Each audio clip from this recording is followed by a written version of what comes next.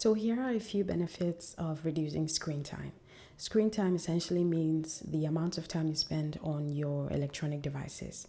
The first thing it does when you reduce screen time is that it helps improves your mental clarity. Being on your devices for too long is a problem, especially when you're scrolling social media.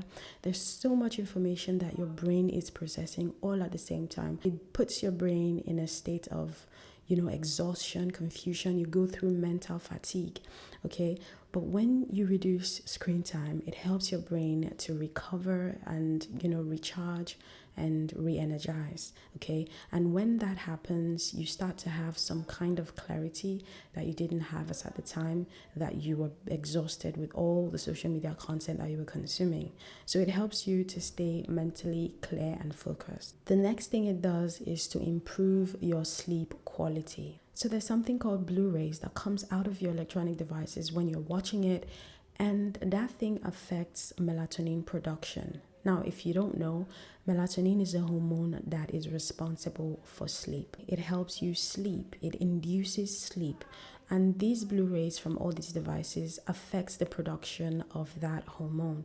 Even if it is bedtime, you don't feel sleepy because you're scrolling through social media and melatonin production is affected. All right, that is why it is advisable to not be on your phone shortly before bedtime so that you don't affect the production of that hormone. So if you want to have better sleep quality, don't be on your phone shortly before bedtime. The next thing it does is that it increases productivity. When you spend less time on your phone, you have more time to do other things that are physical that you need to do anyways.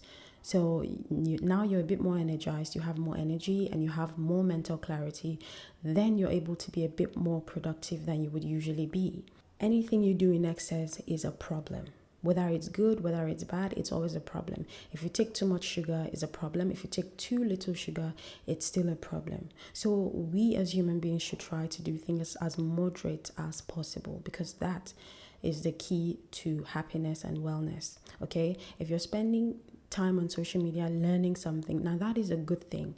But if you're learning for like 10 hours straight, you can't compare the first 2 hours of learning with the last 2 hours of learning in a 10-hour frame. You're going to learn less in the last 2 hours and learn more in the first 2 hours. Why? Because you're more energized when you started learning, and then you're learning for 10 hours. It's too long and you don't take breaks, you don't rest, you don't recharge. You just learn straight for 10 hours. The last 2 hours is going to be you're going to learn very, very little things. It's going to be less productive as compared to the first 2 hours. That is the power of breaks. The next step is that it helps to build stronger relationships. People that spend too much time on their phone tend to ignore the people that are around them. They don't spend much time with the people around them, their spouse, their siblings, their colleagues. Nobody really has time for these people when you're spending all that time on social media. Okay, so the less time you spend on your phone, the more time you have to spend around the people that really matter.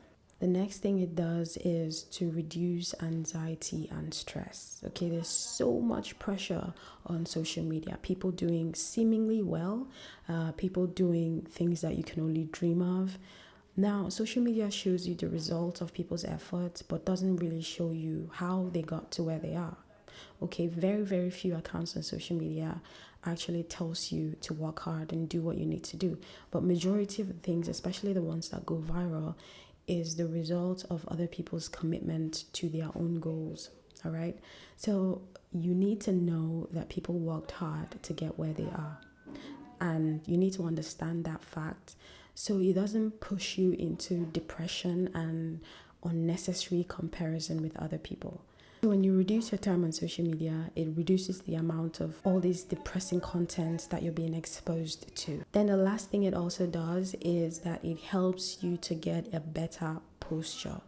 Have you noticed how you sit or stand when you're scrolling social media or when you're on your phone for a long time? You start to have neck pain, back pain, waist pain, even your hand starts to itch because of being in one position for a long time, and it happens over time in an excessive way. So if you reduce your screen time consumption, it helps to reposition yourself and correct the posture that you have. Kindly follow me and subscribe to my channel for more amazing videos like this one.